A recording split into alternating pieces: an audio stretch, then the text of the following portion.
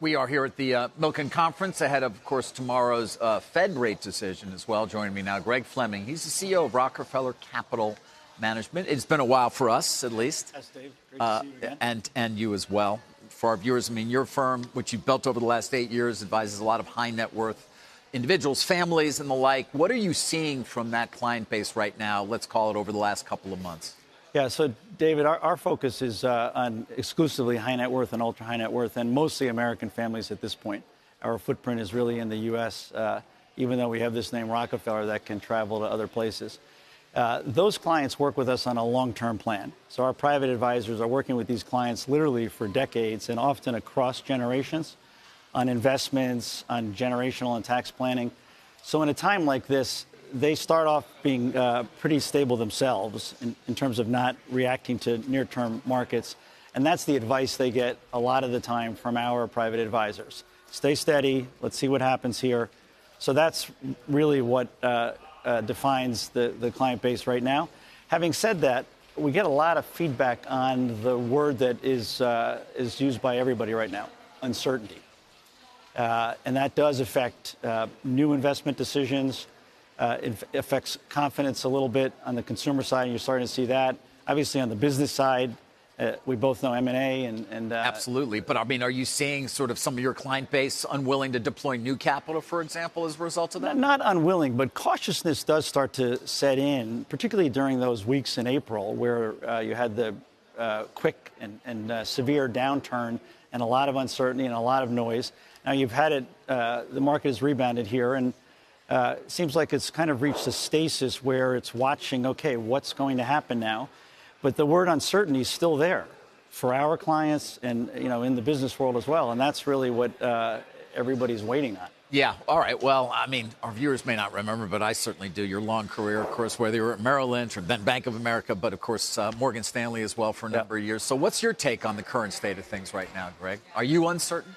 Well, you know, I would say two things, David, and I wanted to talk about the American economy a little bit against that backdrop, because there's a whole bunch of questions now on are investors pulling back on the U.S. and where is the U.S. economy going? And I have two thoughts here. One is the U.S. economy is going to remain the largest, most dynamic economy in the world for a long time. And it is still the epicenter of innovation. You know, there are 35 million small businesses in this country, employing really half the workforce, 60 million Americans, millions of new businesses every year, AI technology driving innovation, biopharma, and all of that. So that's the positive on where we are. This notion of did the exceptionalism go too far? Over 70% of capital flows were coming into the U.S. market in the last couple of years. Yeah. In some cases, maybe reaching 80%. The notion, the economists had that cover story 6 months ago, the American economy, the envy of the world. It went too far in terms of the notion that there weren't other parts of the world that could do things well that people should be investing in.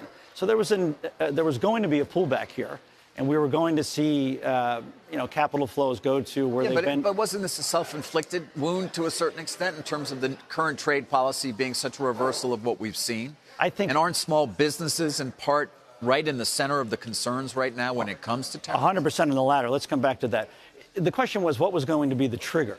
Could it have stayed indefinitely at 70% plus?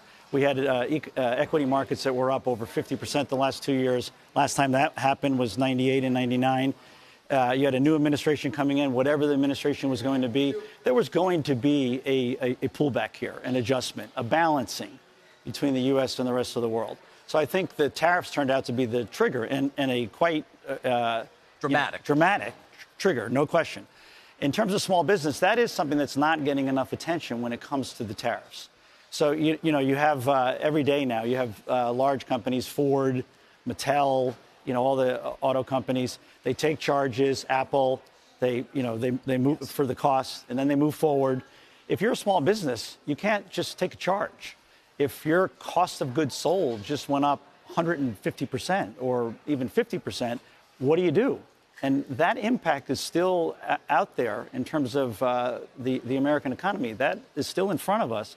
depending upon how long the tariffs stay in place and right. Well, I would when the assume rollback your occurs. firm does advise some of these. Obviously, some people have become very wealthy from their small businesses, and they're clients of yours. I assume you're reflecting some of their concerns when you say that. 100%, David. And actually, one of the things that we built from the start at our firm was an investment banking capability because we wanted to advise these families. So many American families make wealth through building a business. So we provide them a lot of advice on that. And yes, small business is very concerned about the level of the tariffs and when we're going to start to see, hopefully, some rollback here, some of these bilateral deals. And then the situation with China, I think everybody would like to see a major step back and then a negotiation. Yeah, I think there's